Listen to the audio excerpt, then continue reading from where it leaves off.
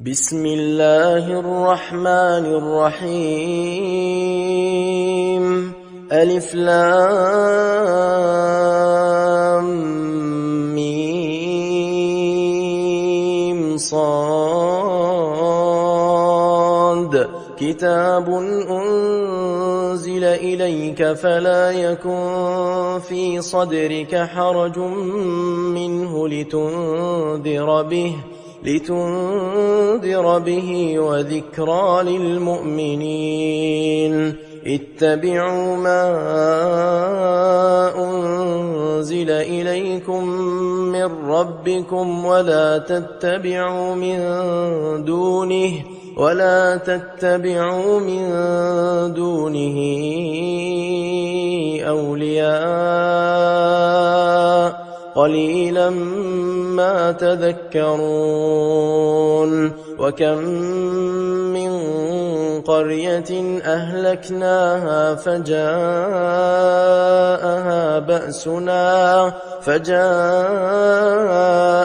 بأسنا بياتا أو هم قائلون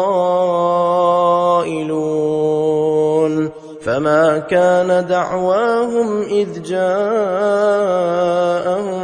بأسنا إلا أن قالوا إنا كنا ظالمين فلنسألن الذين أرسل إليهم ولنسألن المرسلين فلنقصن عليهم بعلم وما كنا غائبين والوزن يومئذ الحق فمن ثقلت موازينه فأولئك هم المفلحون ومن خفت موازينه فأولئك الذين خسروا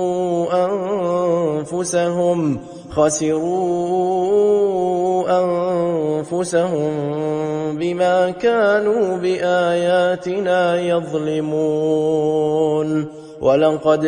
مكناكم في الأرض وجعلنا لكم فيها معايش قليلا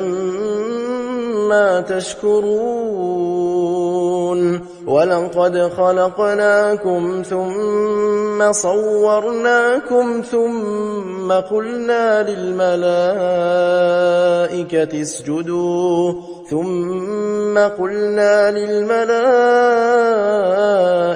اسجدوا لآدم فسجدوا إلا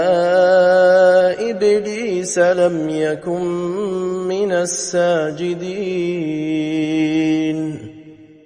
قال ما منعك ألا تسجد إذ أمرتك قال أنا خير منه خلقتني من نار وخلقته من طين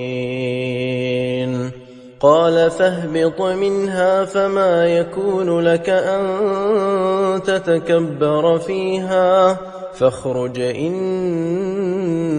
من الصاغرين قال أنظرني إلى يوم يبعثون قال إنك من المنظرين قال فبما أغويتني لأقعدن لهم صراطك المستقيم ثم لآتينهم من بين أيديهم ومن خلفهم وعن أيمانهم وعن شمائلهم ولا تجد أكثرهم شاكرين قال اخرج منها مذءوما مدحورا لمن تبعك منهم لأملأن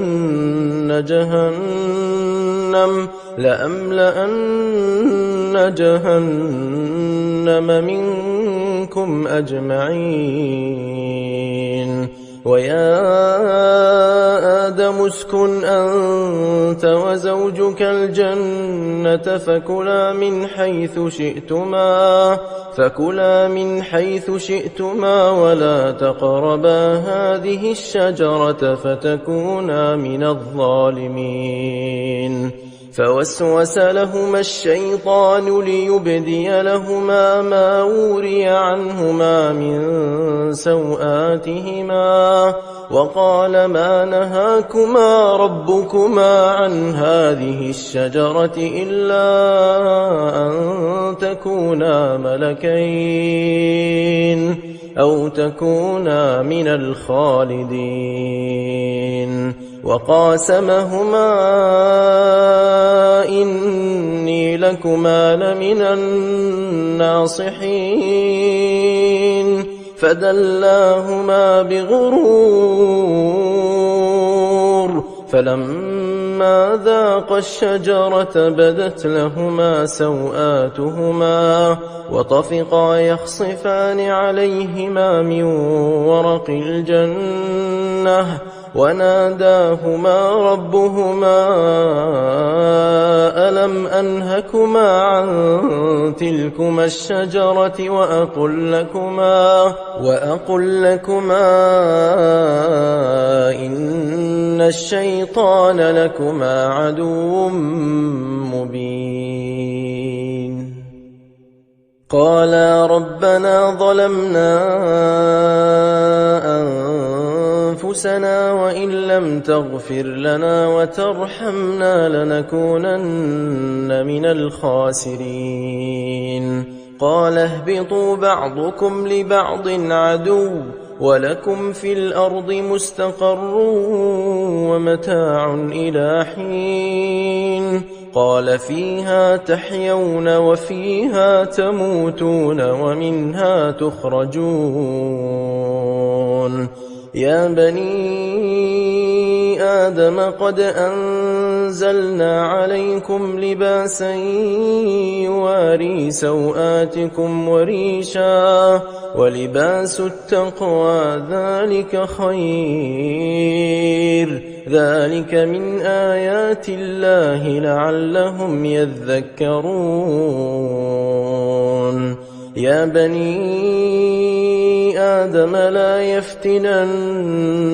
الشيطان كما أخرج أبويكم من الجنة ينزع عنهما لباسهما ليريهما سوآتهما إنه يراكم هو وقبيله من حيث لا ترونهم إنا جعلنا الشياطين أولياء للذين لا يؤمنون. وإذا فعلوا فاحشة قالوا وجدنا عليها آباءنا والله أمرنا بها قل إن الله لا يأمر بالفحشاء أتقولون على الله ما لا تعلمون. قل أمر ربي بالقسط وأقيموا وجوهكم عند كل مسجد وادعوه مخلصين له الدين كما بدأكم تعودون. فريقا هدى وفريقا حق عليهم الضلالة إنهم اتخذوا الشياطين أولياء من دون الله ويحسبون أنهم مهتدون. يا بني آدم خذوا زينتكم عند كل مسجد وكلوا واشربوا ولا تسرفوا إنه لا يحب المسرفين قل من حرم زينة الله التي أخرج لعباده والطيبات من الرزق قل هي للذين آمنوا في الحياة الدنيا خالصة يوم القيامة كذلك نفصل الآيات لقوم يعلمون قل إنما حرم ربي الفواحش ما ظهر منها وما بطن والإثم والبغي بغير الحق وأن تشركوا بالله ما لم ينزل به سلطانا وأن تقولوا على الله ما لا تعلمون ولكل أمة أجل فإذا جاء أجلهم لا يستأخرون ساعة ولا يستقدمون يا بني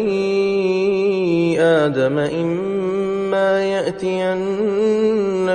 رسل منكم يقصون عليكم آياتي فمن اتقى وأصلح فلا خوف عليهم ولا هم يحزنون والذين كذبوا بآياتنا واستكبروا عنها أولئك أصحاب النار هم فيها خالدون فمن أظلم ممن افترى على الله كذبا أو كذب بآياته أولئك ينالهم نصيبهم من الكتاب حتى إذا جاءتهم رسلنا يتوفونهم قالوا أين ما كنتم تدعون من دون الله قالوا ضلوا عنا وشهدوا على أنفسهم أنهم كانوا كافرين قال ادخلوا في أمم قد خلت من قبلكم من الجن والإنس في النار كلما دخلت أمة لعنت أختها حتى إذا اداركوا فيها جميعا قالت أخراهم لأولاهم ربنا هؤلاء أضلونا فآتهم عذابا ضعفا من النار قال لكل ضعف ولكن لا تعلمون وقالت أولاهم لأخراهم فما كان لكم علينا من فضل فذوقوا العذاب بما كنتم تكسبون إن الذين كذبوا بآياتنا واستكبروا عنها لا تفتح لهم أبواب السماء ولا يدخلون الجنة حتى يلج الجمل في سم الخياط وكذلك نجزي المجرمين لهم من جهنم مهاد ومن فوقهم غواش وكذلك نجزي الظالمين والذين آمنوا وعملوا الصالحات لا نكلف نفسا إلا وسعها أولئك أصحاب الجنة هم فيها خالدون ونزعنا ما في صدورهم من غل تجري من تحتهم الأنهار وقالوا الحمد لله الذي هدانا لهذا وما كنا لنهتدي لولا أن هدانا الله لقد جاءت رسل ربنا بالحق ونودوا أن تلكم الجنة أورثتموها بما كنتم تعملون ونادى أصحاب الجنة أصحاب النار أن قد وجدنا ما وعدنا ربنا حقا فهل وجدتم ما وعد ربكم حقا قالوا نعم فأذن مؤذن بينهم اللعنة الله على الظالمين الذين يصدون عن سبيل الله ويبغونها عوجا وهم بالآخرة كافرون وبينهما حجاب وعلى الأعراف رجال يعرفون كلا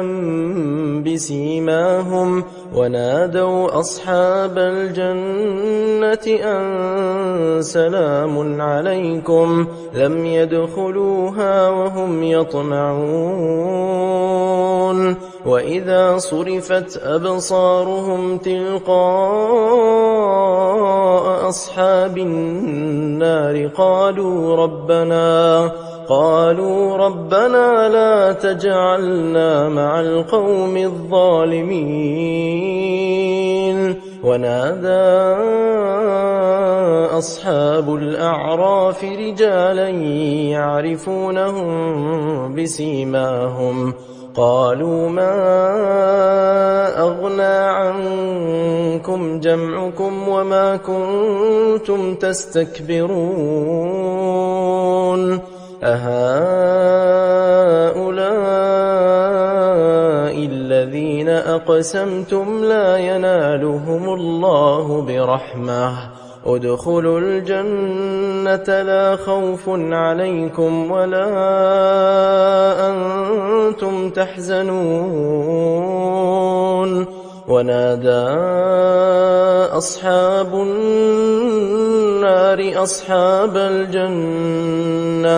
ونادى أصحاب النار أصحاب الجنة أن أفيضوا علينا من الماء أو مما رزقكم الله قالوا إن الله حرمهما على الكافرين الذين اتخذوا دينهم لهوا ولعبا وغرتهم الحياة الدنيا فاليوم ننساهم كما نسوا لقاء يومهم هذا وما كانوا بآياتنا يجحدون ولقد جئناهم بكتاب فصلناه على علم هدى ورحمة لقوم يؤمنون هل ينظرون إلا تأويله يوم يأتي تأويله يقول الذين نسوه من قبل قد جاءت رسل ربنا بالحق فهل لنا من شفعاء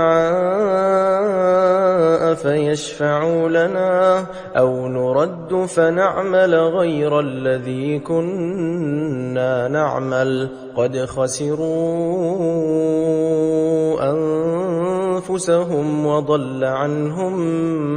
ما كانوا يفترون إن ربكم الله الذي خلق السماوات والأرض في 6 أيام ثم استوى على العرش يغشي الليل النهار يطلبه حثيثا والشمس والقمر والنجوم مسخرات بأمره ألا له الخلق والأمر تبارك الله رب العالمين ادعوا ربكم تضرعا وخفية إنه لا يحب المعتدين ولا تفسدوا في الأرض بعد إصلاحها وادعوه خوفا وطمعا إن رحمة الله قريب من المحسنين وهو الذي يرسل الرياح بشرا بين يدي رحمته حتى إذا أقلت سحابا ثقالا سقناه لبلد ميت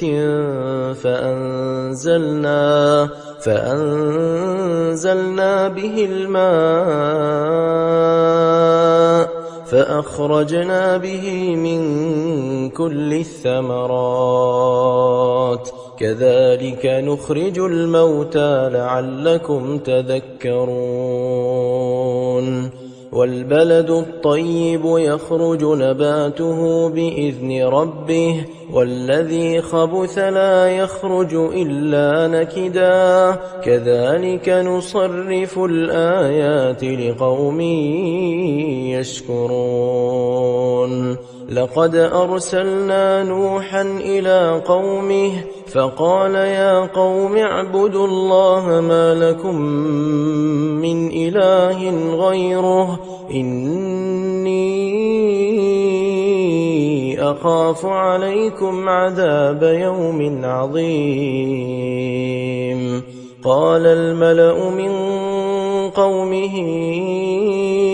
إنا لنراك في ضلال مبين قال يا قوم ليس بي ضلالة ولكني رسول من رب العالمين أبلغكم رسالات ربي وأنصح لكم وأعلم من الله ما لا تعلمون أوعجبتم أن جاءكم ذكر من ربكم على رجل منكم لينذركم ولتتقوا ولعلكم ترحمون فكذبوه فأنجيناه والذين معه في الفلك وأغرقنا الذين كذبوا بآياتنا إنهم كانوا قوما عمين وإلى عاد أخاهم هودا قال يا قوم اعبدوا الله ما لكم من إله غيره أفلا تتقون قال الملأ الذين كفروا من قومه إنا لنراك في سفاهة وإنا لنظنك من الكاذبين قال يا قوم ليس بي سفاهة ولكني رسول من رب العالمين أبلغكم رسالات ربي وأنا لكم ناصح أمين أوعجبتم أن جاءكم ذكر من ربكم على رجل منكم لينذركم واذكروا إذ جعلكم خلفاء من بعد قوم نوح وزادكم في الخلق بسطة فاذكروا آلاء الله لعلكم تفلحون قالوا أجئتنا لنعبد الله وحده ونذر ما كان يعبد آباؤنا فأتنا بما تعدنا إن كنت من الصادقين قال قد وقع عليكم من ربكم رجس وغضب أتجادلونني في أسماء سميتموها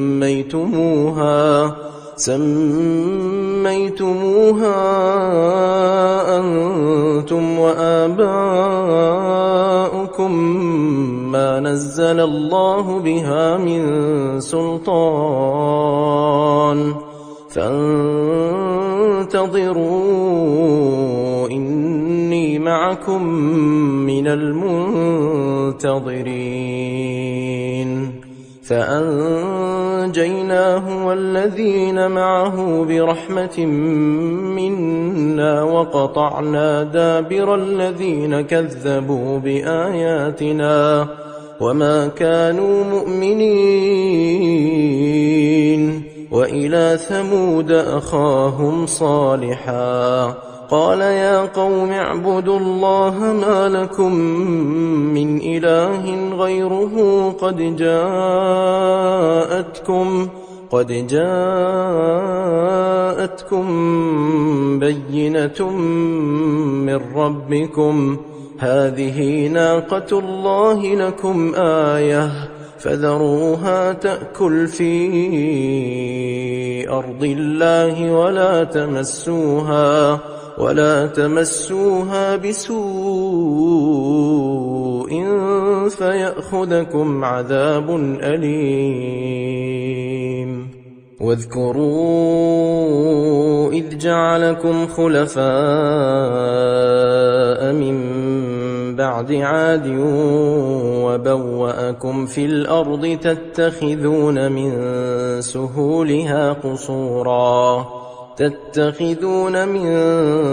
سهولها قصورا وتنحتون الجبال بيوتا فاذكروا آلاء الله ولا تعثوا في الأرض مفسدين قال الملأ الذين استكبروا من قومه للذين استضعفوا لمن آمن منهم أتعلمون أن صالحا مرسل من ربه قالوا إنا بما أرسل به مؤمنون قال الذين استكبروا إنا بالذي آمنتم به كافرون فعقروا الناقة وعتوا عن أمر ربهم وقالوا يا صالح ائتنا بما تعدنا إن كنت من المرسلين فأخذتهم الرجفة فأصبحوا في دارهم جاثمين فتولى عنهم وقال يا قوم لقد أبلغتكم رسالة ربي ونصحت لكم ولكن لا تحبون الناصحين ولوطا إذ قال لقومه أتأتون الفاحشة ما سبقكم بها من أحد من العالمين إنكم لتأتون الرجال شهوة من دون النساء بل أنتم قوم مسرفون وما كان جواب قومه إلا أن قالوا أخرجوهم من قريتكم إنهم أناس يتطهرون فأنجيناه وأهله إلا امرأته كانت من الغابرين وأمطرنا عليهم مطرا فانظر كيف كان عاقبة المجرمين وإلى مدين أخاهم شعيبا قال يا قوم اعبدوا الله ما لكم من إله غيره قد جاءتكم بينة من ربكم فأوفوا الكيل والميزان ولا تبخسوا الناس أشياءهم ولا تفسدوا في الأرض بعد إصلاحها ذلكم خير لكم إن كنتم مؤمنين ولا تقعدوا بكل صراط توعدون وتصدون عن سبيل الله من آمن به وتبغونها عوجا واذكروا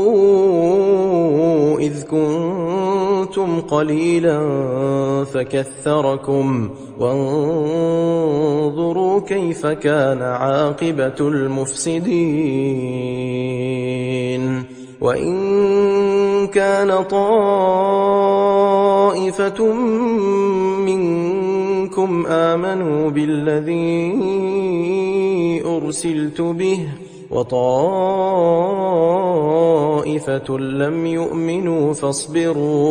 فاصبروا حتى يحكم الله بيننا وهو خير الحاكمين.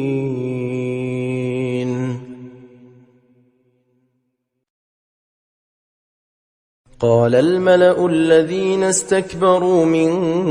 قومه لنخرجنك يا شعيب والذين آمنوا معك من قريتنا أو لتعودن في ملتنا قال أولو كنا كارهين قد افترينا على الله كذبا إن عدنا في ملتكم بعد إذ نجانا الله منها وما يكون لنا أن نعود فيها إلا أن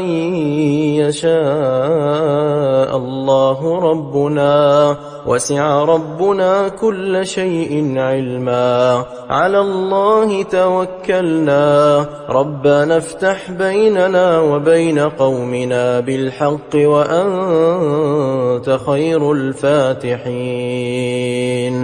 وقال الملأ الذين كفروا من قومه لئن اتبعتم شعيبا إنكم إذا لخاسرون فأخذتهم الرجفة فأصبحوا في دارهم جاثمين. الذين كذبوا شعيبا كأن لم يغنوا فيها الذين كذبوا شعيبا كانوا هم الخاسرين. فتولى عنهم وقال يا قوم لقد أبلغتكم رسالات ربي ونصحت لكم فكيف آسى على قوم كافرين وما أرسلنا في قرية من نبي إلا أخذنا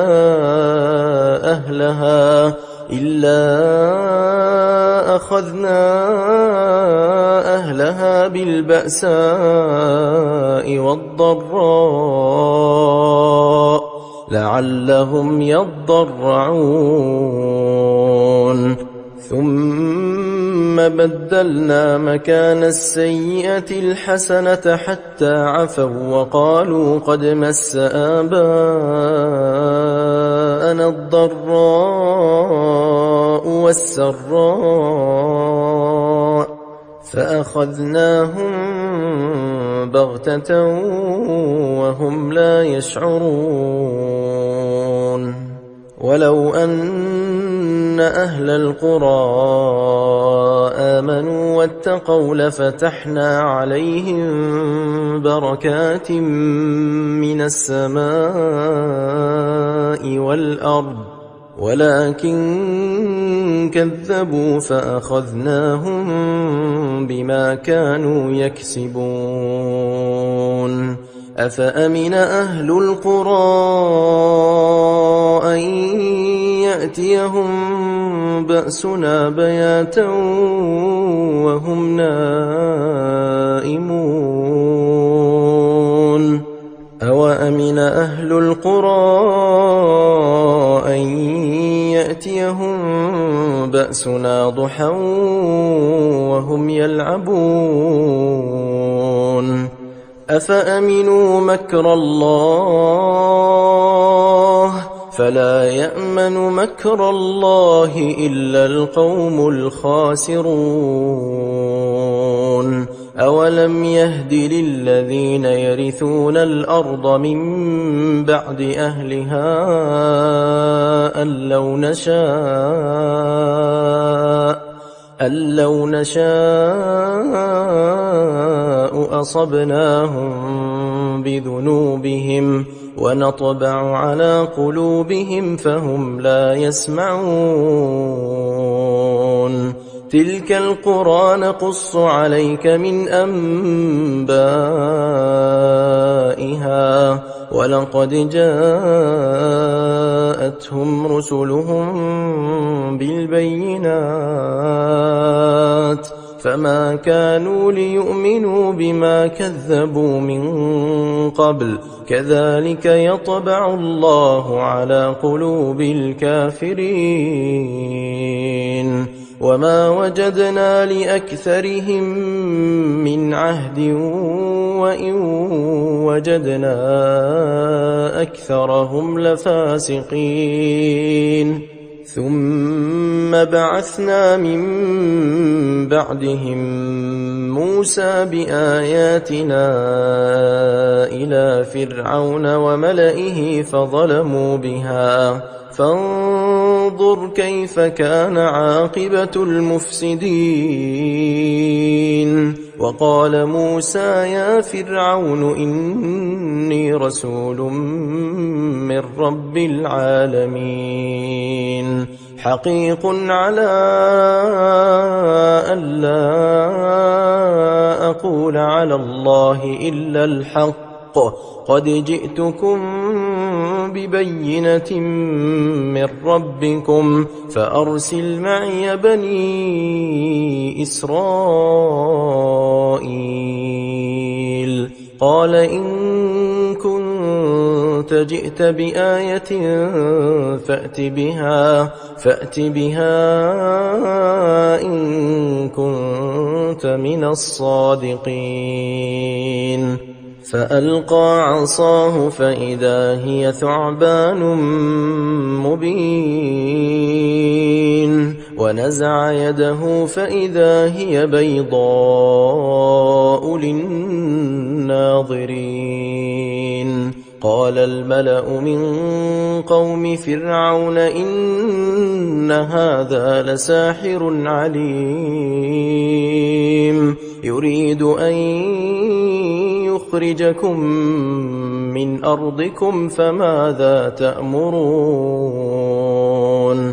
قالوا أرجه وأخاه وأرسل في المدائن حاشرين يأتوك بكل ساحر عليم وجاء السحرة فرعون قالوا إن لنا لأجرا إن كنا نحن الغالبين قال نعم وإنكم لمن المقربين قالوا يا موسى إما أن تلقي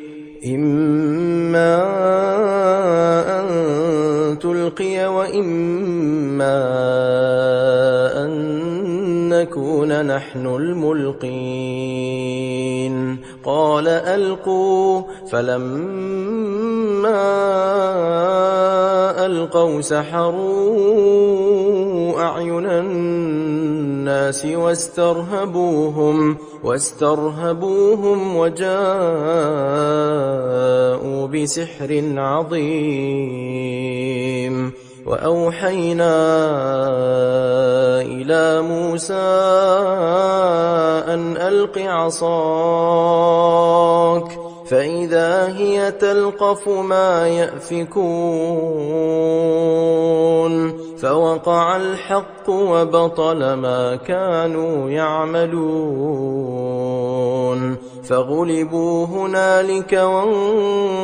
وانقلبوا صاغرين وألقي السحرة ساجدين قالوا آمنا برب العالمين رب موسى وهارون قال فرعون آمنتم به قبل أن آذن لكم إن هذا لمكر مكرتموه في المدينة لتخرجوا منها أهلها فسوف تعلمون لأقطعن أيديكم وأرجلكم من خلاف ثم لأصلبنكم أجمعين قالوا إنا إلى ربنا منقلبون وما تنقم منا إلا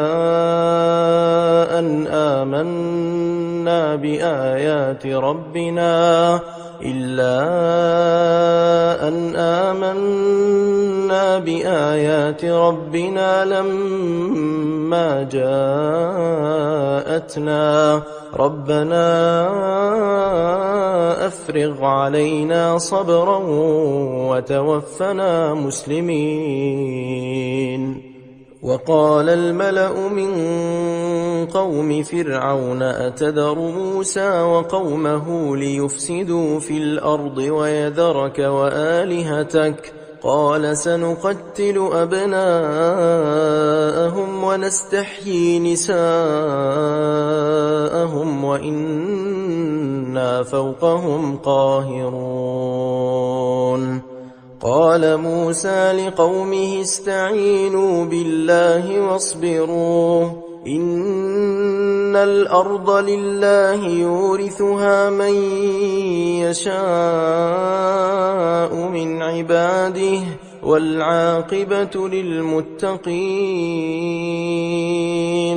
قالوا أوذينا من قبل أن تأتينا ومن بعد ما جئتنا. قال عسى ربكم أن يهلك عدوكم ويستخلفكم في الأرض فينظر كيف تعملون. ولقد أخذنا آل فرعون بالسنين ونقص من الثمرات لعلهم يذكرون. فإذا جاءتهم الحسنة قالوا لنا هذه، وإن تصبهم سيئة يطيروا بموسى ومن معه، ألا إنما طائرهم عند الله ولكن أكثرهم لا يعلمون. وقالوا مهما تأتنا به من آية لتسحرنا بها فما نحن لك بمؤمنين. فأرسلنا عليهم الطوفان والجراد والقمل والضفادع والدم آيات مفصلات فاستكبروا وكانوا قوما مجرمين. ولما وقع عليهم الرجز قالوا يا موسى ادع لنا ربك بما عهد عندك لئن كشفت عنا الرجز لنؤمنن لك ولنرسلن معك بني إسرائيل. فلما كشفنا عنهم الرجز إلى أجل هم بالغوه إذا هم ينكثون. فانتقمنا منهم فأغرقناهم في اليم بأنهم كذبوا بآياتنا وكانوا عنها غافلين. وأورثنا القوم الذين كانوا يستضعفون مشارق الأرض ومغاربها التي باركنا فيها وتمت كلمة ربك الحسنى على بني إسرائيل بما صبروا ودمرنا ما كان يصنع فرعون وقومه وما كانوا يعرشون. وجاوزنا ببني إسرائيل البحر فأتوا على قوم يعكفون على أصنام لهم قالوا يا موسى اجعل لنا إلها كما لهم آلهة قال إنكم قوم تجهلون. إن هؤلاء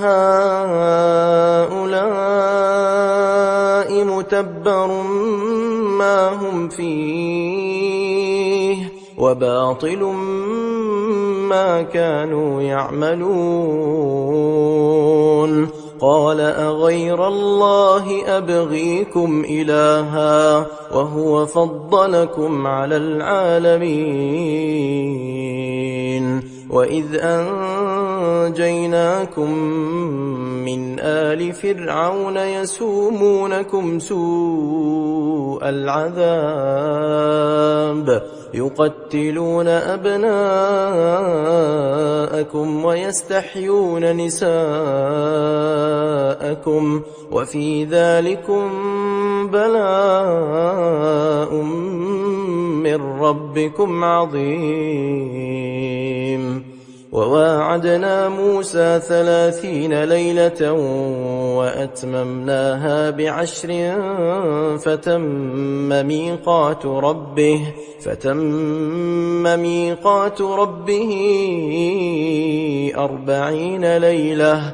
وقال موسى لأخيه هارون اخلفني في قومي وأصلح ولا تتبع سبيل المفسدين ولما جاء موسى لميقاتنا وكلمه ربه قال رب أرني أنظر إليك قال لن تراني ولكن انظر إلى الجبل فإن استقر مكانه فسوف تراني فلما تجلى ربه للجبل جعله دكا وخر موسى صعقا فلما أفاق قال سبحانك تبت إليك وأنا أول المؤمنين قال يا موسى إني اصطفيتك على الناس برسالاتي وبكلامي فخذ ما آتيتك وكن من الشاكرين وكتبنا له في الألواح من كل شيء موعظة وتفصيلا لكل شيء فخذها بقوة وأمر قومك يأخذوا بأحسنها سأريكم دار الفاسقين سأصرف عن آياتي الذين يتكبرون في الأرض بغير الحق وإن يروا كل آية لا يؤمنوا بها وإن يروا سبيل الرشد لا يتخذوه سبيلا وإن يروا سبيل الغي يتخذوه سبيلا ذلك بأنهم كذبوا بآياتنا وكانوا عنها غافلين والذين كذبوا بآياتنا ولقاء الآخرة حبطت أعمالهم هل يجزون إلا ما كانوا يعملون واتخذ قوم موسى من بعده من حليهم عجلا جسدا له خوار ألم يروا أنه لا يكلمهم ولا يهديهم سبيلا اتخذوه وكانوا ظالمين ولما سقط في أيديهم ورأوا أنهم قد ضلوا قالوا لئن لم يرحمنا ربنا ويغفر لنا لنكونن من الخاسرين ولما رجع موسى إلى قومه غضبان أسفا قال بئس ما خلفتموني من بعدي أعجلتم أمر ربكم وألقى الألواح وأخذ برأس أخيه يجره إليه قال ابن أم إن القوم استضعفوني وكادوا يقتلونني فلا تشمت بي الأعداء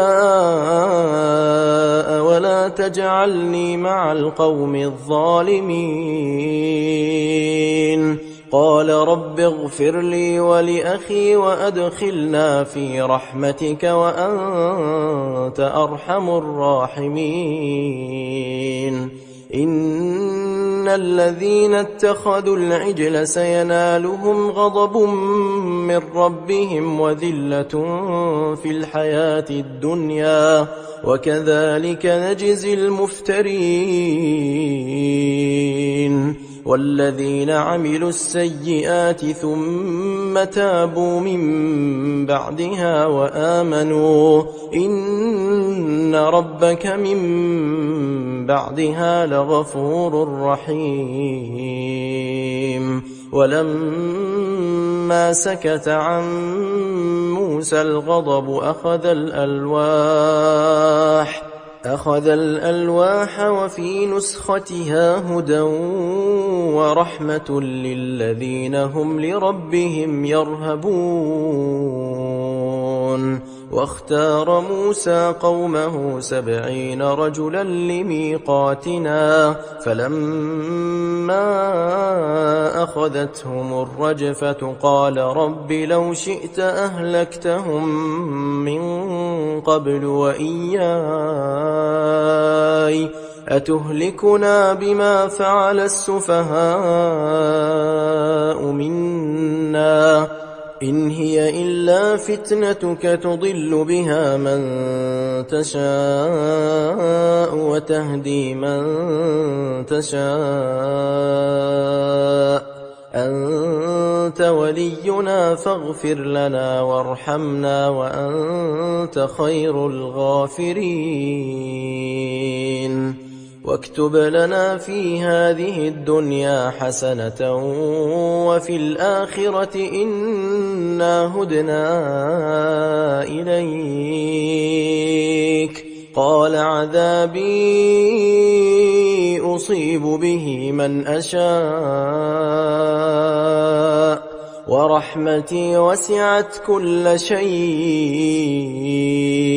فسأكتبها للذين يتقون ويؤتون الزكاة والذين هم بآياتنا يؤمنون. الذين يتبعون الرسول النبي الأمي الذي يجدونه مكتوبا عندهم في التوراة والإنجيل يأمرهم بالمعروف وينهاهم عن المنكر ويحل لهم الطيبات ويحرم عليهم الخبائث ويضع عنهم إصرهم والأغلال التي كانت عليهم. فالذين آمنوا به وعزروه ونصروه واتبعوا النور الذي أنزل معه أولئك هم المفلحون. قل يا أيها الناس إني رسول الله إليكم جميعا الذي له ملك السماوات والأرض لا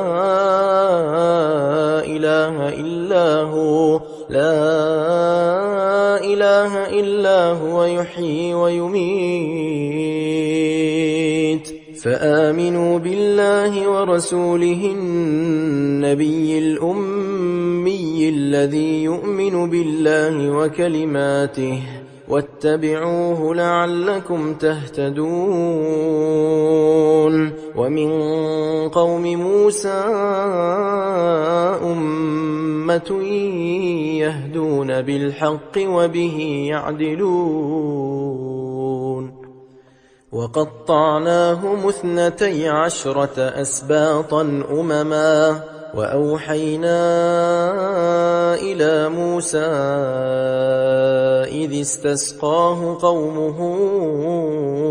أن اضرب بعصاك الحجر فانبجست منه 12 عينا قد علم كل أناس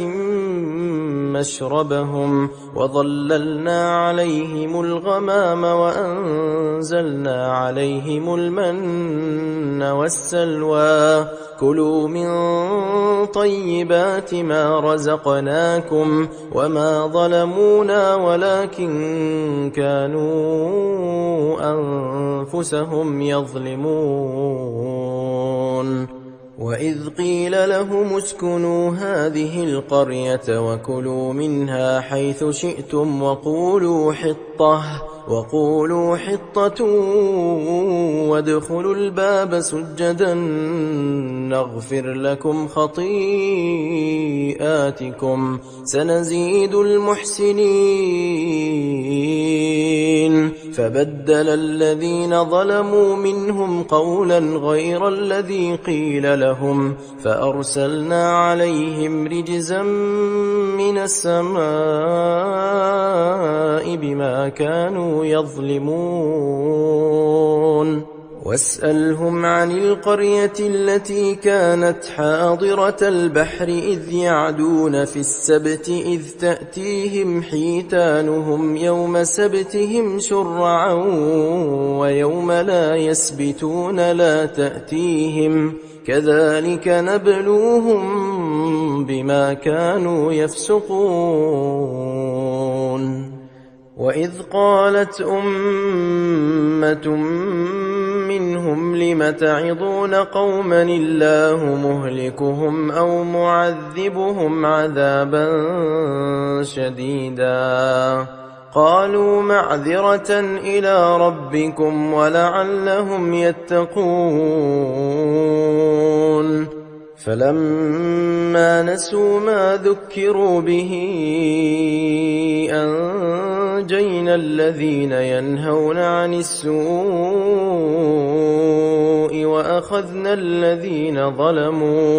وأخذنا الذين ظلموا بعذاب بئيس بما كانوا يفسقون فلما عتوا عما نهوا عنه قلنا لهم كونوا قردة خاسئين وإذ تأذن ربك ليبعثن عليهم إلى يوم القيامة من يسومهم سوء العذاب إن ربك لسريع العقاب وإنه لغفور رحيم وقطعناهم في الأرض أمما منهم الصالحون ومنهم دون ذلك وبلوناهم بالحسنات والسيئات لعلهم يرجعون فخلف من بعدهم خلف ورثوا الكتاب يأخذون عرض هذا الأدنى ويقولون سيغفر لنا وإن يأتهم عرض مثله يأخذوه ألم يؤخذ عليهم ميثاق الكتاب ألا يقولوا على الله إلا الحق ودرسوا ما فيه والدار الآخرة خير للذين يتقون أفلا تعقلون والذين يمسكون بالكتاب وأقاموا الصلاة إنا لا نضيع أجر المصلحين وإذ نتقنا الجبل فوقهم كأنه ظلة وظنوا أنه واقع بهم خذوا ما آتيناكم بقوة واذكروا ما فيه لعلكم تتقون وإذ أخذ ربك من بني آدم من ظهورهم ذريتهم وأشهدهم على أنفسهم ألست بربكم قالوا بلى شهدنا أن تقولوا يوم القيامة إنا كنا عن هذا غافلين أو تقولوا إنما أشرك آباؤنا من قبل وكنا ذرية من بعدهم أفتهلكنا بما فعل المبطلون وكذلك نفصل الآيات ولعلهم يرجعون واتل عليهم نبأ الذي آتيناه آياتنا فانسلخ منها فأتبعه الشيطان فكان من الغاوين ولو شئنا لرفعناه بها ولكنه أخلد إلى الأرض واتبع هواه فمثله كمثل الكلب إن تحمل عليه يلهث أو تتركه يلهث ذلك مثل القوم الذين كذبوا بآياتنا فاقصص القصص لعلهم يتفكرون ساء مثلا القوم الذين كذبوا بآياتنا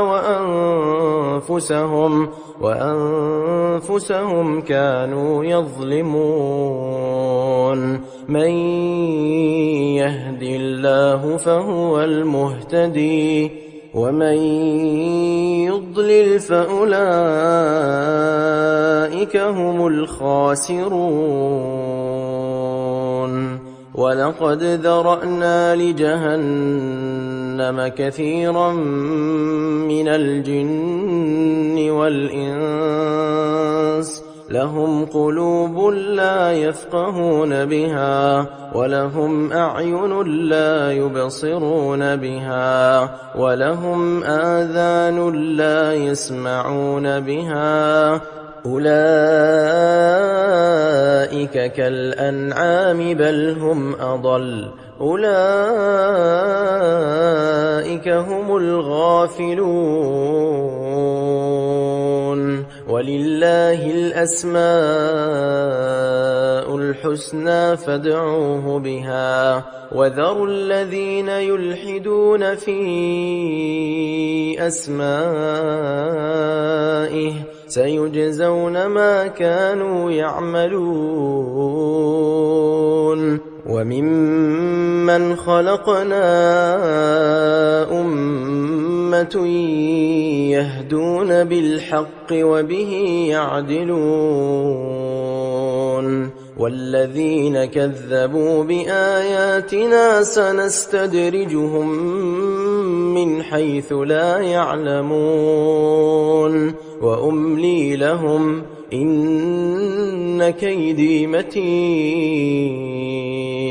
أولم يتفكروا ما بصاحبهم من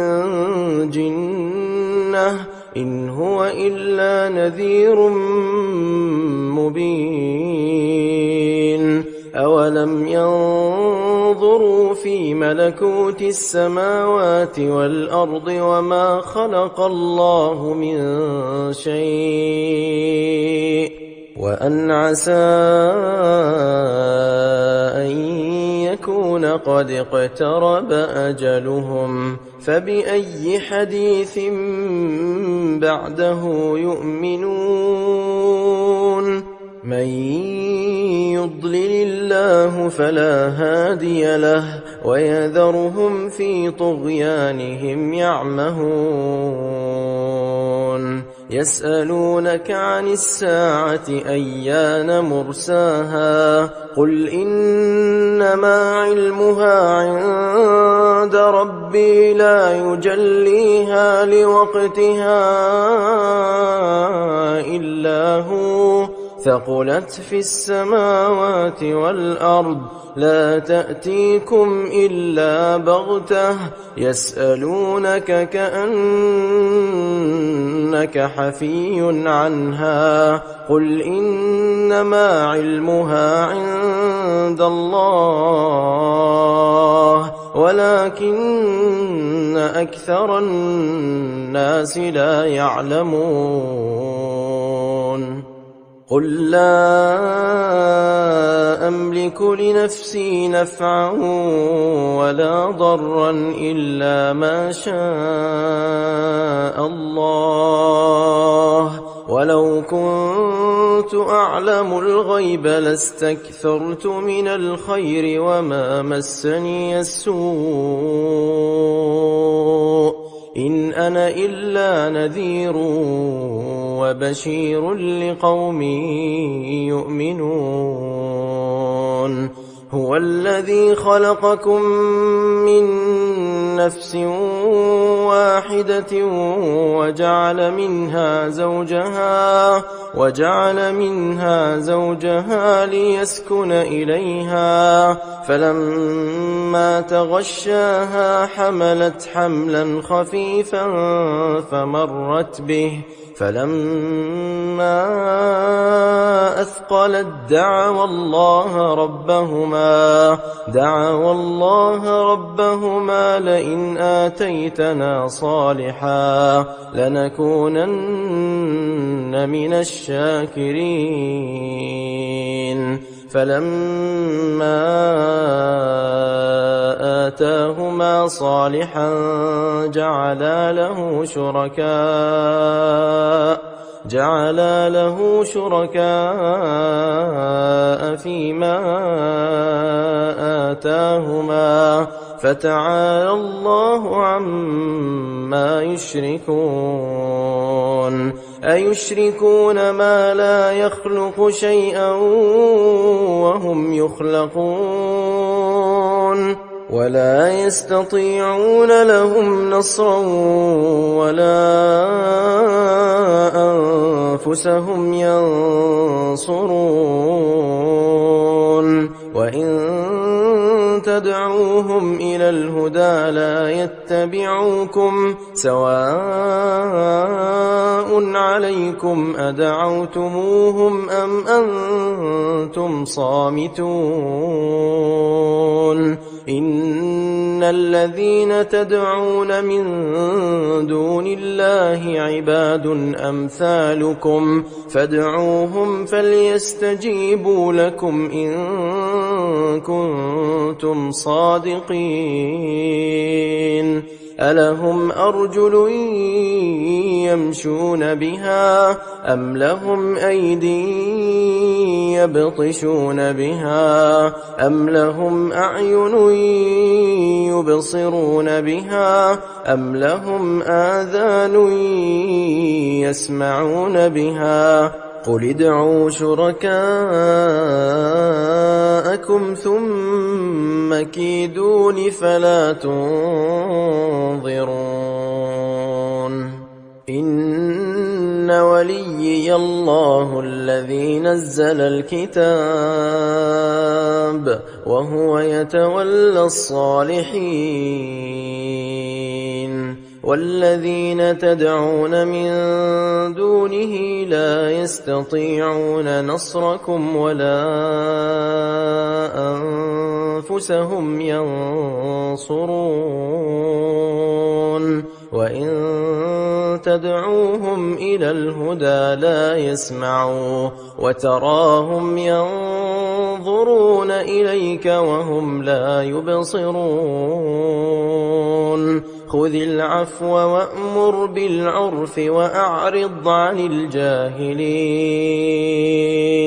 وإما ينزغنك من الشيطان نزغ فاستعذ بالله إنه سميع عليم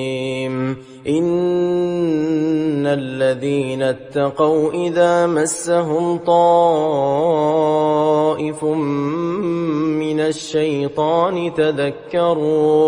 تذكروا فإذا هم مبصرون وإخوانهم يمدونهم في الغي ثم لا يقصرون وإذا لم تأتهم بآية قالوا لولا اجتبيتها قل إنما أتبع ما يوحى إلي من ربي هذا بصائر من ربكم وهدى ورحمة لقوم يؤمنون وإذا قرئ القرآن فاستمعوا له وأنصتوا لعلكم ترحمون واذكر ربك في نفسك تضرعا وخيفة ودون الجهر من القول بالغدو والآصال ولا تكن من الغافلين إن الذين عند ربك لا يستكبرون عن عبادته ويسبحونه وله يسجدون